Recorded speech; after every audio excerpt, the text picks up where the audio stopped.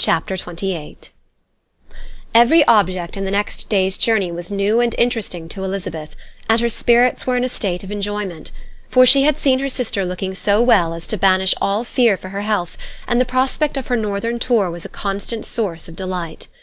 When they left the high-road for the lane to Hunsford, every eye was in search of the parsonage, and every turning expected to bring it in view. The palings of Rosings Park was their boundary on one side. Elizabeth smiled at the recollection of all that she had heard of its inhabitants. At length the parsonage was discernible. The garden sloping to the road, the house standing in it, the green pales, and the laurel hedge, everything declared they were arriving. Mr. Collins and Charlotte appeared at the door, and the carriage stopped at the small gate which led by a short gravel walk to the house, amidst the nods and smiles of the whole party. In a moment they were all out of the chaise, rejoicing at the sight of each other. Mrs. Collins welcomed her friend with the liveliest pleasure, and Elizabeth was more and more satisfied with coming when she found herself so affectionately received. She saw instantly that her cousin's manners were not altered by his marriage. His formal civility was just what it had been, and he detained her some minutes at the gate to hear and satisfy his inquiries after all her family. They were then, with no other delay than his pointing out the neatness of the entrance, taken into the house, and as soon as they were in the parlour, he welcomed them a second time, with ostentatious formality, to his humble abode, and punctually repeated all his wife's offers of refreshment. Elizabeth was prepared to see him in his glory, and she could not help fancying that in displaying the good proportion of the room, its aspect, and its furniture, he addressed himself particularly to her, as if wishing to make her feel what she had lost in refusing him. But, though everything seemed neat and comfortable, she was not able to gratify him by any sigh of repentance, and rather looked with wonder at her friend that she could have so cheerful an air with such a companion. When Mr. Collins said anything of which his wife might reasonably be ashamed, which certainly was not unseldom, she involuntarily turned her eye on Charlotte. Once or twice she could discern a faint blush, but in general Charlotte wisely did not hear.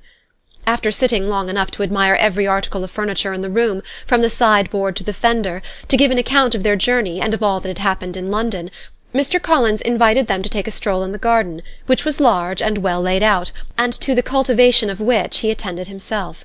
To work in this garden was one of his most respectable pleasures, and Elizabeth admired the command of countenance with which Charlotte talked of the healthfulness of the exercise, and owned she encouraged it as much as possible. Here, leading the way through every walk and cross-walk, and scarcely allowing them an interval to utter the praises he asked for, every view was pointed out with a minuteness which left beauty entirely behind.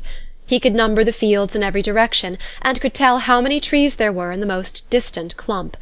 But of all the views which his garden or which the country or kingdom could boast, none were to be compared with the prospect of Rosings, afforded by an opening in the trees that bordered the park nearly opposite the front of his house. It was a handsome modern building, well situated on rising ground. From his garden Mr. Collins would have led them round his two meadows, but the ladies, not having shoes to encounter the remains of a white frost, turned back, and while Sir William accompanied him, Charlotte took her sister and friend over the house, extremely well pleased probably to have the opportunity of showing it without her husband's help. It was rather small, but well built and convenient, and everything was fitted up and arranged with a neatness and consistency of which Elizabeth gave Charlotte all the credit. When Mr. Collins could be forgotten, there was really an air of great comfort throughout, and by Charlotte's evident enjoyment of it, Elizabeth supposed he must be often forgotten. She had already learnt that Lady Catherine was still in the country. It was spoken of again while they were at dinner, when Mr. Collins, joining in, observed, "Yes, Miss Elizabeth, you will have the honour of seeing Lady Catherine de Bourgh on the ensuing Sunday at church, and I need not say you will be delighted with her. She is all affability and condescension, and I doubt not but you will be honoured with some portion of her notice when service is over. I have scarcely any hesitation in saying that she will include you and my sister Maria in every invitation which she honours us during our stay here. Her behaviour to my dear Charlotte is charming. We dine at Rosings twice every week, and are never allowed to walk home. Her ladyship's carriage is regularly ordered for us. I should say one of her ladyship's carriages, for she has several." "Lady Catherine is a very respectable, sensible woman indeed," added Charlotte, "and a most attentive neighbour." "Very true, my dear, that is exactly what I would say. She is the sort of woman whom one cannot regard with too much deference."